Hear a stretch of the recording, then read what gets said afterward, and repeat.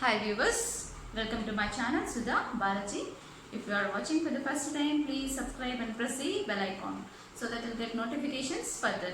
And if you like my video, please don't forget to share it. And for this session, I would like to start with repolarization. In the previous session, I have been given about the information about conduction of impulse with the resting phase as well as depolarization phase.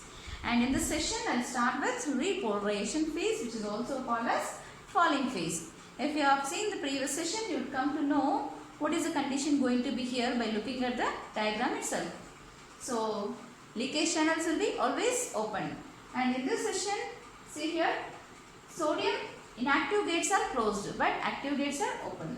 And potassium voltage gated channels are opened completely here. Okay. So, by this you can make out what will be the charge on the inside and outside of the axon membrane. So, as potassium gates are opened, more K plus ions will be moving out. That means the positive charge will be seen on the outer side and less sodium ions are moving in. So, the negative charge can be seen inside as because more positively charged ions are moving out, effluxed out of this axon membrane, that is to the extracellular fluid. So, now at the resting repolarization phase, you can see the positive charge towards the outer side and negative charge towards the inner side of axon membrane.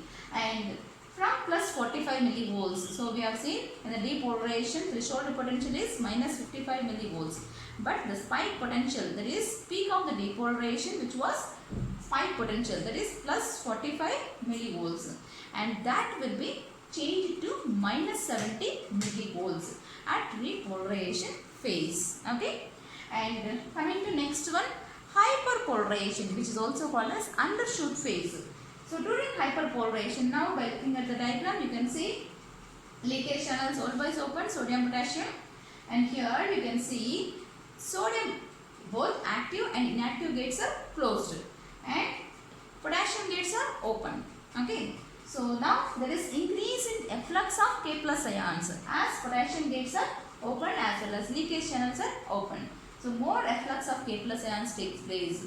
So this continues for still more time. So that leads to hyperpolarization state.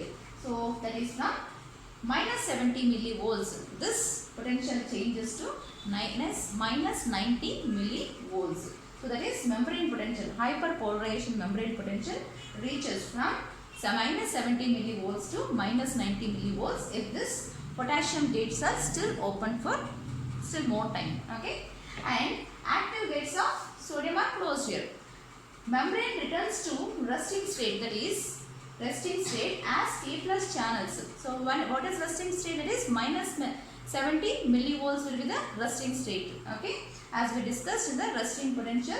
So membrane returns to resting state as K plus channels closed completely.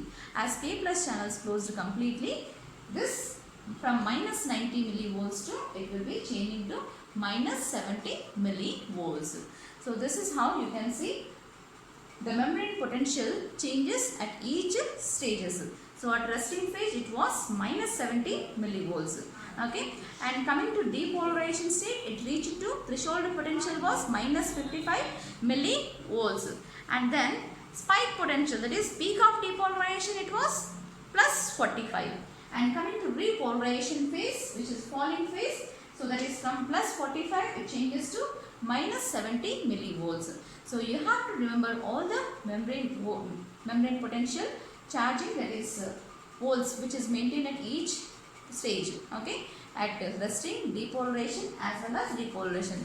And at the same time you have to remember what channels are open, that is what voltage gated channels are open and what voltage gated channels are closed at each and every stage. Okay. So next we will be going for refractory periods. So what is refractory period? That means the period of time after an action potential begins, during which the neuron cannot generate another action potential. That means when there is already the action potential is going on, that means already the impulse are being reached onto the axon membrane and there is no chance of the second impulse being generated onto the same axon membrane where the impulse is already going on. So that is said as refractory period. So the period of time after an action potential begins during which the neuron cannot generate. So it cannot generate another action potential in response to normal threshold stimulus. Okay, a normal impulse if it is reached. So it cannot generate another one more impulse on a same axon membrane.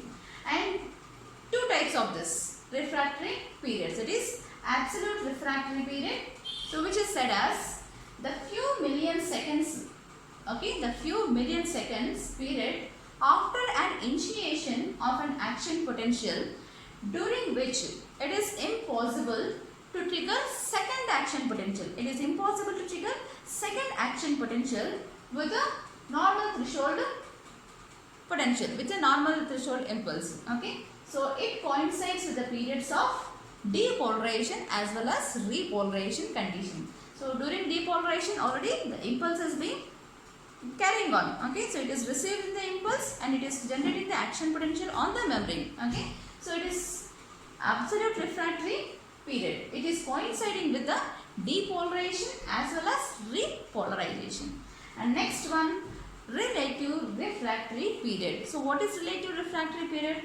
So the time period during which the second action potential can be initiated by larger, okay, larger than a normal threshold stimulus, okay, then it is called as relative refractory period. Okay, so this can be coinciding with the hyperpolarization. So what is seen in hyperpolarization?